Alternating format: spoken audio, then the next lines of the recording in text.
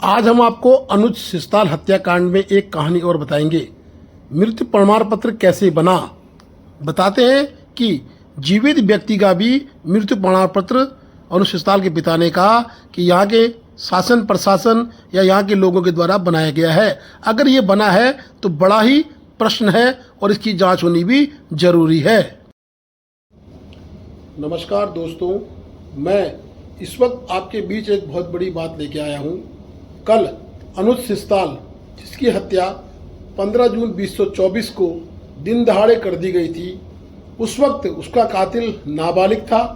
400 कुछ दिनों बाद यानी कि 436 दिन के बाद कातिल पुलिस की गिरफ्त में आता है और उसको बाल न्यास यानी कि किशोर संरक्षण गृह में रखा जाता है।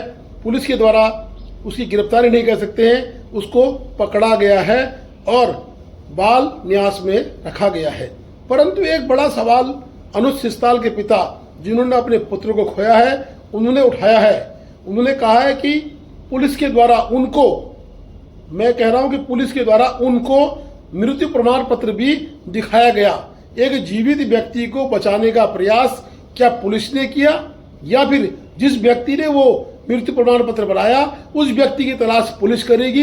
एक बड़ा प्रश्न उनके पिता ने उठाया है। एक गरीब आदमी को न्याय देने के लिए गौरव सेनानी संगठन के साथ साथ कमलेश दानू के माता पिता और पूरा धारचूला एक हुआ था।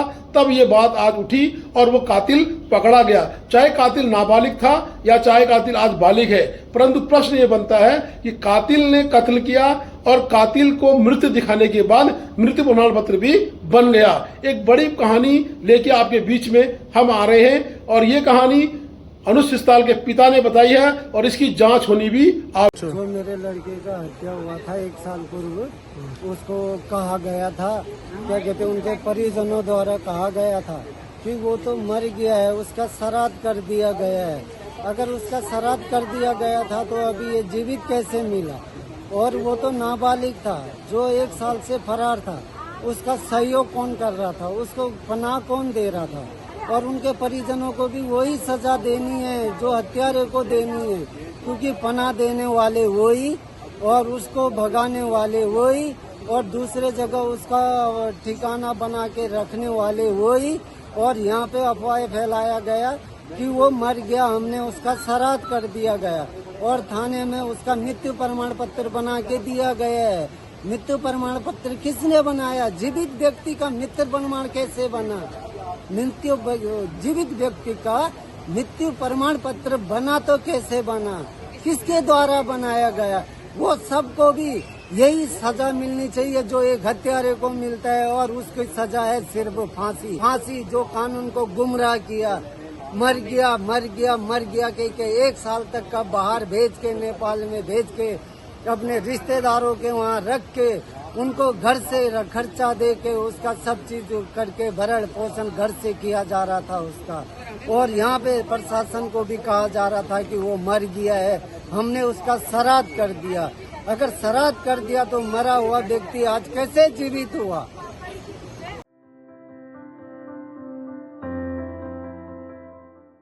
राजकीय शिक्षक संघ का आंदोलन जारी। राजकीय शिक्षक संघ उत्तराखंड की प्रांतीय कार्यकारिणी के आह्वान पर प्रदेश के समस्त माध्यमिक शिक्षक 18 अगस्त से आंदोलनरत हैं, जिसके दूसरे चरण में पूरे प्रदेश में आज 25 अगस्त 2025 को एक साथ सभी ब्लॉकों में धरना प्रदर्शन किया गया। विकासखंड धारचूला में भी ब्लॉक कार्यकारिणी के नेतृत्व में सभी शिक्षकों ने खंड शिक्षा अधिकारी कार्यालय धारचूला में एकत्र होकर प्रधानाचार्य सीधी भर्ती को निरस्त करने तथा प्रधानाचार्य सहित सभी पदों पर शीघ्र पदोन्नति प्रक्रिया को शुरू करने, शिक्षकों के स्थानांतरण प्रारंभ करने, चयन प्रोन्नत वेतनमान को लागू करने, शारीरिक शिक्षा को अनिवार्य विषय के रूप में शीघ्र लागू करने आदि विषयों को लेकर धरना प्रदर्शन में भाग लिया। आज के कार्यक्रम में धर्मराज भट्ट, विपिन सिंह थलाल, ईश्वर चंद, सुरेश जोशी, योगेश पाल आदि शिक्षकों ने सभा को संबोधित भी करते हुए कहा कि सरकार और विभाग से सभी मांगों को शीघ्र पूरा कर शिक्षकों को न्याय देने की मांग की जा रही है। वक्ताओं ने आरोप लगाया कि सरकार शिक्षकों को पदोन्नति के नाम पर पिछले 8 वर्षों से ठग रही है। उनका कहना था कि सरकार शिक्षकों की न्यायोचित मांग की अनदेखी कर शिक्षकों का मनोबल तोड़ रही है। बैठक की अध्यक्षता करते हुए ब्लॉक अध्यक्ष धारचूला रविंद्र सिंह धामी ने कहा कि अब किसी भी स्तर पर माध्यमिक शिक्षकों की अवहेलना बर्दाश्त नहीं की जाएगी और शिक्षकों को उनका अधिकार मिलने तक आंदोलन जारी रहेगा। और एक ज्ञापन भी खंड शिक्षा अधिकारी धारचूला को सौंपा गया है। सभा का संचालन ब्लॉक मंत्री इंद्र सिंह परिहार ने किया। शिक्षक एकता जिंदाबाद, आवाज दो, आवाज दो, शिक्षक उन्नति शुरू करो, शिक्षक उन्नति शुरू करो, प्राचार्य सीधी भर्ती बंद करो, प्राचार्य सीधी भर्ती बंद करो, शिक्षा मंत्री होश में आओ, शिक्षा मंत्री होश में आओ, होश में आओ, होश में आओ, होश में तुमको आना होगा, होश में तुमको आना होगा। शिक्षकों द्वारा खंड शिक्षा अधिकारी को ज्ञापन दिया गया। ज्ञापन के बाद सभा को संबोधित भी किया गया।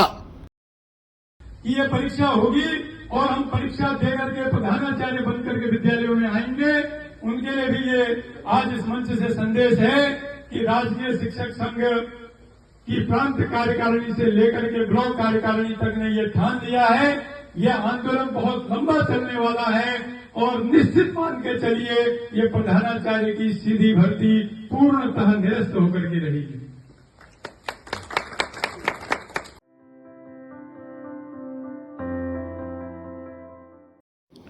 देवत गांव में पत्थर गिरने की घटना के बाद जिलाधिकारी का स्थलीय निरीक्षण हुआ। प्रभावित ग्रामीणों के पुनर्वास की व्यवस्था की बात चली। आज प्रातः ग्रामीणों से वार्ता के लिए जिलाधिकारी पहुंचे और उनकी सुरक्षा हेतु हर संभव सहायता का आश्वासन दिया। उन्होंने प्रशासन को निर्देश दिए कि प्रभावित ग्रामीणों को किसी भी प्रकार की असुविधा न हो, पुनर्वास की प्रक्रिया को प्राथमिकता दी जाए। देवत गांव में हाल ही में पत्थर गिरने की घटना से उत्पन्न संकट के मद्देनजर आज जिलाधिकारी पिथौरागढ़ विनोद गोस्वामी ने प्रशासनिक अधिकारियों के साथ गांव का स्थलीय निरीक्षण किया। जिलाधिकारी ने बताया कि लगातार हो रही वर्षा के कारण पहाड़ियों से चट्टानों के गिरने का खतरा बढ़ गया है। स्थिति की गंभीरता को देखते हुए प्रभावित परिवारों को रात्रि में ही सुरक्षित स्थानों पर शिफ्ट कर दिया गया था। उन्होंने कहा कि वर्षा काल को देखते हुए ग्रामीणों के लिए स्थायी आवास व्यवस्था आवश्यक है।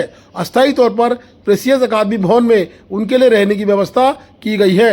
यहाँ ग्रामीणों को चारपाई, गद्दे, रजाई, बिस्तर, विद्युत, पेयजल और सामुदायिक रसोई की सुविधा उपलब्ध कराई जा रही है। जिला प्रशासन लगातार संपर्क बनाए हुए है और ग्रामीणों की सुरक्षा व सुविधा सुनिश्चित करने के लिए प्रतिबद्ध है। भूवैज्ञानिकों की टीम द्वारा शीघ्र ही भूगर्भी सर्वेक्षण भी कराने की बात कही है। उसमें भी जो है साल 6 महीना लगेगा। अभी जो बरसात का समय है, जिसमें कि जैसे कल रात की स्थिति थी, कल रात हमको जो है फिर निकाल के आपको स्कूलों में शिफ्ट करना पड़ा, प्राइवेट होटल में शिफ्ट करना पड़ा। अभी एक दो जगह हम लोग देख रहे हैं, वहाँ पर आपकी जो बेसिक व्यवस्था है वो करवाते हैं। ठीक है, ऐसा नहीं है कि हम ये चाह रहे हैं कि आप यहाँ, ये जो देवत में एक ऊपर पहाड़ी है, यहाँ से पत्थर गिरने से पिछले दिनों एक बच्चे की दुखद मृत्यु हो गई थी और यहाँ पर कई लूज बोल्डर्स अटके हुए हैं पहाड़ में, तो जो नीचे गांव है उसको पूरा खतरा हो गया है। तो कल रात भी हम लोगों ने शिफ्ट करवाए थे, स्थानीय स्तर पर एक होटल में लोगों को शिफ्ट करवाया था। अब इनकी एक बरसात काल के लिए एक परमानेंट व्यवस्था करनी जरूरी है। तो ये एक प्रीसियस एकेडमी करके एक यहाँ विद्यालय है, इसका जो फर्स्ट फ्लोर जो कि अभी निर्माणाधीन है, इसको हम लोगों ने इनसे रिक्वेस्ट करके इसको लिया है। इसमें हम अस्थायी यहाँ रहने की व्यवस्था करा रहे हैं। ये एरिया सेफ है और जो भी आवश्यक व्यवस्थाएं हैं, जैसे वहाँ पर चारपाई, गद्दे, बिस्तर, लाइट, पानी और शौचालय, ये सब की व्यवस्था करा रहे हैं। साथ ही साथ अगर प्रयास करेंगे कि यहाँ पर एक सामुदायिक किचन भी बन जाए। और इसके अलावा भी हमने ये देखा है कि यहाँ पर जो चूंकि ये खतरे की जोन है, यहाँ पर एक भूवैज्ञानिक के माध्यम से पूरे पहाड़ी का इसका सर्वे हम लोग करवा रहे हैं और आने वाले समय में जिनकी विस्थापन की आवश्यकता है, शासन की नीति के अनुसार माननीय मुख्यमंत्री जी ने भी निर्देश दिए हैं, उनको हम विस्थापन के लिए भी प्रक्रिया करेंगे।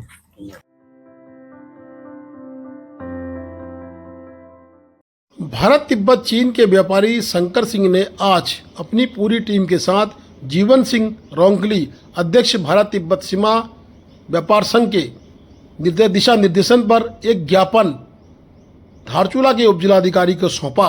धारचूला के उपजिलाधिकारी को ज्ञापन सौंपने में अरविंद रोंगली, भारत तिब्बत व्यापार कमेटी के सदस्य भी मौजूद थे। साथ ही पूरे व्यापारी वर्ग ने आज उपजिलाधिकारी धारचूला को ज्ञापन सौंपकर सुनिश्चित किया है कि विदेश मंत्रालय के द्वारा जो सूचनाएं निकल कर आ रही हैं तत्काल उस पर अमल करके हमारे व्यापार को खोला जाए। उन्होंने ये भी कहा कि कैलाश मानसरोवर यात्रा करने के बाद 5 दल वापस भी आ चुके हैं। जब चाइना ने कैलाश यात्रा को परमिशन दी है तो भारतीय व्यापारियों की क्यों अपेक्षा की जा रही है। उन्होंने एक ज्ञापन के माध्यम से आज जिलाधिकारी को सूचित किया है और साथ ही ये भी कहा है कि नेपाल का व्यापार भारत के रास्ते हो रहा है, तब भी भारतीय व्यापारी लाचार खड़े हैं। सीतापुल से लगातार नेपाल के लोग सामग्री उन्होंने कहा कि मित्र राष्ट्र को जब रास्ता मिल सकता है तो भारतीय व्यापारी अभी तक क्यों अधर में लटके हैं, अन्यथा बड़ा उग्र प्रदर्शन भी भारतीय व्यापारी कर सकते हैं। Please do like, share and subscribe DCL News.